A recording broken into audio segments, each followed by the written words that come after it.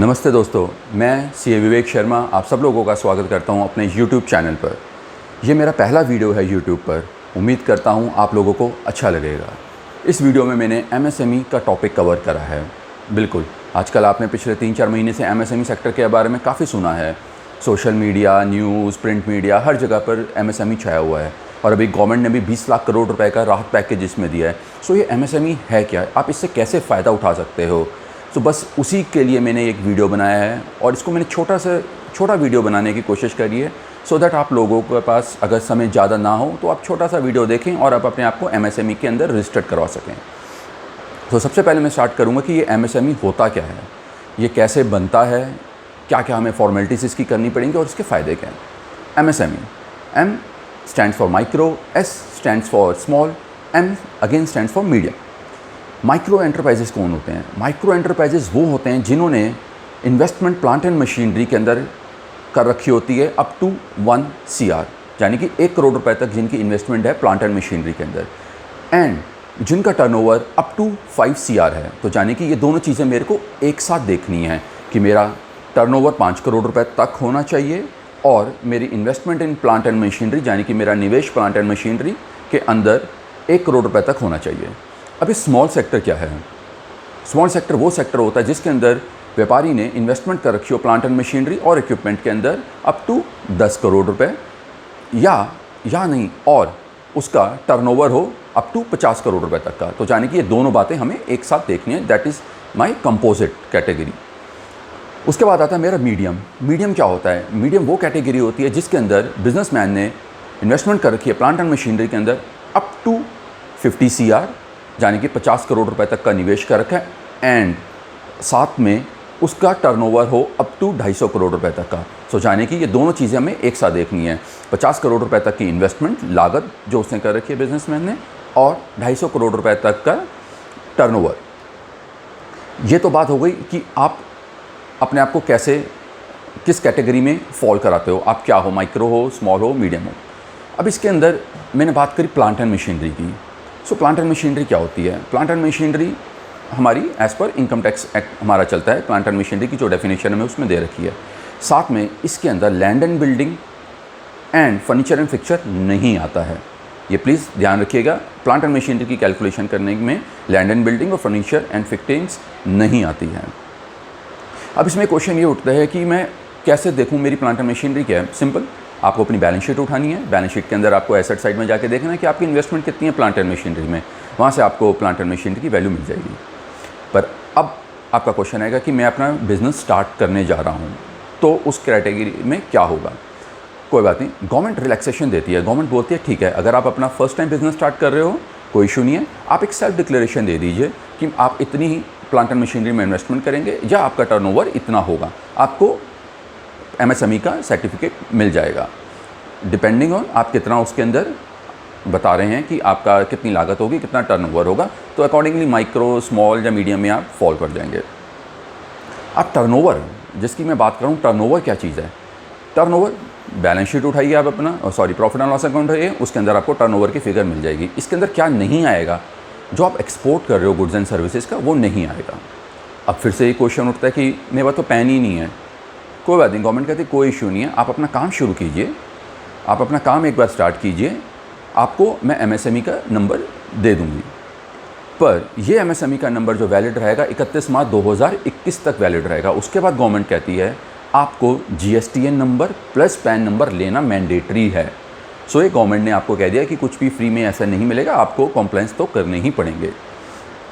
सो ये हो गया आपका कि MSME का क्या क्राइटेरिया, क्योंकि ये अभी क्राइटेरिया 26 जून को ही गवर्नमेंट ने एक नोटिफिकेशन इशू करा है, उसमें जाके चेंज हुआ है। और investment in plant and machinery क्या है हमारी, एंड हमारा टर्नओवर क्या है। उसके बाद हम ये देखेंगे कि मैं इसमें कंपोजिट क्राइटेरिया की बात कर रहा हूँ कि ये दोनों में एक साथ देखने हैं। पर ऐसा भी हो सकता है कि आपकी इन्वेस्टमेंट या आपका टर्नओवर बढ़ जाए तो आप एक नई कैटेगरी में फॉल कर सकते हैं। अगर नई कैटेगरी जो ऊपर वाली कैटेगरी है उसके अंदर फॉल करने के लिए आप लोगों को और देखना है। मतलब जैसे आप माइक्रो में हो, माइक्रो के अंदर investment in plant and machinery होनी चाहिए up to 1 crore and turnover होना चाहिए अप टू 5 करोड़। अगर आपका टर्नओवर 6 करोड़ हो जाता है तो आप नई कैटेगरी में आने के लिए एलिजिबल हो जाते हैं, पर आपकी investment in plant and machinery वहीं है अभी। तो गवर्नमेंट कहती है कोई बात नहीं, अगर आपको अपग्रेडेशन मिलना है तो इनमें से कोई भी क्राइटेरिया अगर आपका एक्सीड हो जाएगा, आप एक नई कैटेगरी में चले जाएंगे। पर ये क्या हमको ऑटोमेटिकली मिलेगा? नहीं, आपको अपने डॉक्यूमेंट्स वगैरह सबमिट करने पड़ेंगे। उस बेसिस पर गवर्नमेंट आपको इंटीमेशन देगी कि अब आपका क्राइटेरिया बढ़ गया, अब आप नए क्राइटेरिया में जा सकते हो।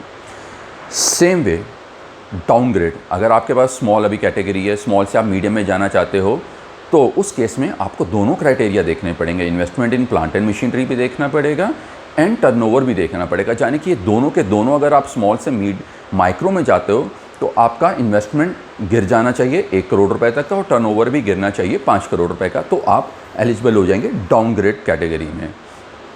इसके लिए भी गवर्नमेंट को कैसे पता लगेगा? आप लोग अपना इंटीमेशन देंगे, अपने डॉक्यूमेंट्स अपलोड करेंगे तो वहाँ से पता लग जाएगा। उसके बाद मेरा आता है इसके अंदर अगली चीज़ होती है रजिस्ट्रेशन। मैं रजिस्ट्रेशन कैसे कराऊंगा? इसमें रजिस्ट्रेशन बहुत ही सिंपल है, कुछ ज़्यादा इसमें जद्दोजहद नहीं करनी है। आपको udyog-aadhar.gov.in पर जाना है और अगर आपको वेबसाइट नहीं समझ आती है, कोई बात नहीं, गूगल पे लिख दीजिए कि MSME सर्टिफिकेट रजिस्ट्रेशन। आप जाएँ वहाँ पर, आप अपनी डिटेल्स डालें। डिटेल में क्या है, सिर्फ एक आधार कार्ड लेना है। अगर आप प्रोपराइटर हैं आधार कार्ड डालें, अगर आप कंपनी हैं LLP हैं तो आपको ऑथराइज सिग्नेटरी का आधार नंबर चाहिए और अपनी डिटेल्स आप फीड करेंगे और आपका काम बन जाएगा, आपको MSME का नंबर मिल जाएगा। काफ़ी सिंपल है, कुछ नहीं करना। इसमें ख़ास बात है, इसमें 1 रुपया भी आपका कॉस्ट नहीं लगेगा, मतलब फ्री ऑफ कॉस्ट है। गवर्नमेंट ने 1 रुपये की भी फीस इसमें चार्ज नहीं करी है। अब आपका इसमें क्वेश्चन आएगा कि यार मेरे पास तो ऑलरेडी नंबर है, तो मेरा क्या होगा उस नंबर का? गवर्नमेंट कहती है कोई बात नहीं, वो नंबर आपका वैलिड रहेगा 31 मार्च 2021 तक। जाने की गवर्नमेंट ये ज़रूर कहती है कि आपको अब अपना एक नया नंबर 1 जुलाई से लेना पड़ेगा, क्योंकि जो नया नोटिफिकेशन है उसमें 1 जुलाई के बाद आपको रीअप्लाई करना ही पड़ेगा। पुराना वाला चलता रहेगा 31 मार्च तक, पर आपको उसके बाद ये रीअप्लाई करना पड़ेगा। ऐसा नहीं है कि आप उसी को चलाते रहेंगे, वो ख़त्म हो जाएगा, उसके बेनिफिट्स आपको नहीं मिलेंगे, तो आपको रजिस्ट्रेशन कराना ही पड़ेगा। एक चीज़ और थी इसके अंदर, जो investment in plant and machinery वाली बात कर रहा था, जब टर्नओवर की बात कर रहा था। अब एक बिजनेसमैन है, उसके 6 GST नंबर हैं, हम उन सबको कलेक्टिवली ऐड करेंगे, उसके बाद देखेंगे कि मेरी कितनी इन्वेस्टमेंट है और कितना मेरा टर्नओवर है। और इसमें एक और चीज़, एक रजिस्ट्रेशन पर एक व्यक्ति को, एक बिजनेसमैन को एक ही रजिस्ट्रेशन मिलेगा। ये नहीं कि वो 2-4 MSME सर्टिफिकेट ले ले। अगर आप गुड्स में भी डील करते हैं, आप सर्विसेज में भी डील करते हो, तो आप एक नंबर ले सकते हो, उसके अंदर आप एडिशन कर दो कि मैं ये काम करता हूँ, आप उसमें डालोगे और एक ही MSME नंबर आपका चलता रहेगा, which will be a valid. उसके बाद एक आता है कि अभी तक तो होता था कि MSME ले लिया, चलो काम ख़त्म, बट अब ऐसा नहीं है। अब आपको हर साल अपनी इन्फॉर्मेशन अपडेट करनी पड़ेगी। उसके अंदर इन्फॉर्मेशन कैसे अपडेट करनी पड़ेगी? आपको आपकी balance sheets, profit and loss account, GST की साइट से जो भी इन्फॉर्मेशन है, आपका सेल्स परचेज वगैरह की जो भी फिगर है, आपको अपडेट करनी पड़ेगी एक तय सीमा के अंदर। अगर वो तय सीमा आप के अंदर आप नहीं करते अपनी सारी अपडेशन वगैरह, तो आपका MSME नंबर सस्पेंड हो जाएगा। सो ये बहुत इंपॉर्टेंट बात है। एक चीज़ और इसमें इंपॉर्टेंट है, टर्नओवर की कैलकुलेशन के टाइम पर अगर आप कहते हैं मेरे पास तो पैन नंबर ही नहीं है, गवर्नमेंट कहती कोई बात नहीं, पैन नंबर नहीं है, अब आप ऐसा कर सकते हो, आपको मैं अभी सर्टिफिकेट दे रही हूँ और 31 मार्च 2021 तक जो वैलिड रहेगा, बट 1 अप्रैल से आपको मैंडेटरी है, आपको GST नंबर और पैन नंबर लेना दोनों मैंडेटरी है, जैसे मैंने आपको पहले बताया। तो ये बहुत इंपॉर्टेंट बात है, ये आपको लेना ही पड़ेगा।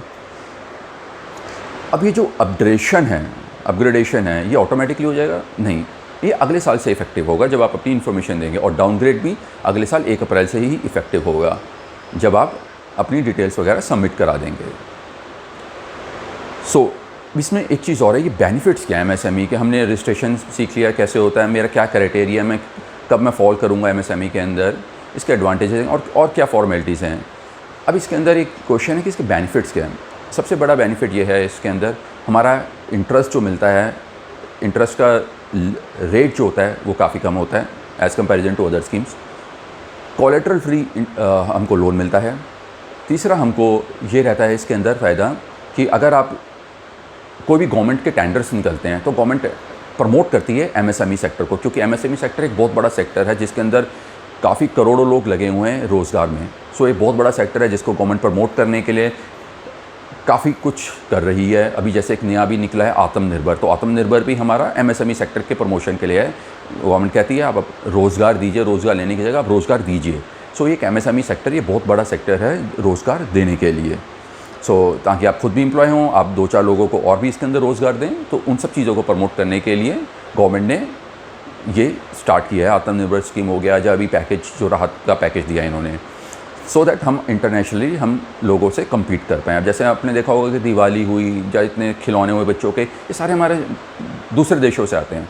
सो गवर्नमेंट चाहती है कि ये सारी चीज़ें आप अपने ही देश में बनाएं, सो दैट हमारा फॉरेक्स जो फॉरेन एक्सचेंज है वो भी बच सके, हमारा अपने ही देश का पैसा हमारे पास ही रहे और हम अपने देश के लोगों को ही रोज़गार दें। हम खुद ही बनाएं, खुद ही मैन्युफैक्चरिंग करें और खुद ही देश के अंदर उसकी ट्रेडिंग भी करें। एक और बेनिफिट इसमें यह है कि अगर आप एमएसएमई हैं और आप किसी नॉन एमएसएमई के साथ डील करते हैं, कोई बड़ी कंपनी से डील करते हैं, तो उस कंपनी की लायबिलिटी बनती है आपकी payment with in a time period, with in a specified time period आपको दे।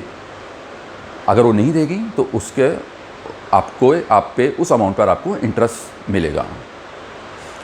सो ये कुछ चीज़ें हो गई, क्राइटेरिया जो चेंज हुआ, डेफिनेशन क्या है, नया डेफिनेशन क्या बना है एमएसएमई का, क्या इन्वेस्टमेंट्स की, प्लांट एंड मशीनरी की क्या डेफिनेशन है, क्या अमाउंट लेनी है, टर्नओवर है, कैसे रजिस्ट्रेशन होगा, जो मैंने बताया काफ़ी सिंपल है, और हमारे क्या अपडेशन करना पड़ेगा। तो मैंने कोशिश करी है कि मैं एक छोटा सा वीडियो बनाकर आप सब लोगों को इसके बारे में बनाऊं। उम्मीद करता हूं कि आपको ये वीडियो मेरा अच्छा लगेगा और इन्फॉर्मेटिव लगेगा, और आप लोग इस वीडियो का फ़ायदा उठाकर अपने आप को एमएसएमई में रजिस्टर्ड कराएंगे, वो भी फ्री ऑफ कॉस्ट के अंदर। पर इन केस अगर आपको कुछ भी क्वेरी लगती है, कुछ भी अगर आपको लगता है कि इशू है, तो आप प्लीज़ मुझे लिख सकते हो, मैं आपकी हेल्प करूंगा उसके अंदर। मेरा ईमेल आईडी है, इन केस अगर आपको कुछ भी है क्वेरी है, इशू है, cavivekSharma@gmail.com। मैं दोबारा बता देता हूँ, CAVIVEKSHARMA सब एक साथ है @gmail.com। उम्मीद करता हूँ आप लोगों को मेरा वीडियो अच्छा लगेगा, और अच्छा लगे तो प्लीज़ इसको लाइक एंड सब्सक्राइब कीजिए, और आप अपनी सजेशंस मुझे दे सकते हैं मेल द्वारा कि आपको इस टॉपिक में कुछ जानकारी चाहिए, तो मैं कोशिश करूँगा एक उस पर भी वीडियो बनाने की, सो दैट एक छोटा छोटा वीडियो बना रहेगा तो ज़्यादा बढ़िया रहता है। लोगों के पास टाइम नहीं होता इतना लंबा वीडियो देखने का, तो मैं ट्राई करूँगा कि मैं छोटे से छोटा वीडियो बनाऊँ, इन्फॉर्मेटिव बनाऊँ, जिसमें आप लोगों का फ़ायदा हो। आशा करता हूँ आप सब लोग अपने घर में स्वस्थ रहें और अपना ख्याल रखें। थैंक यू, नमस्ते, जय हिंद।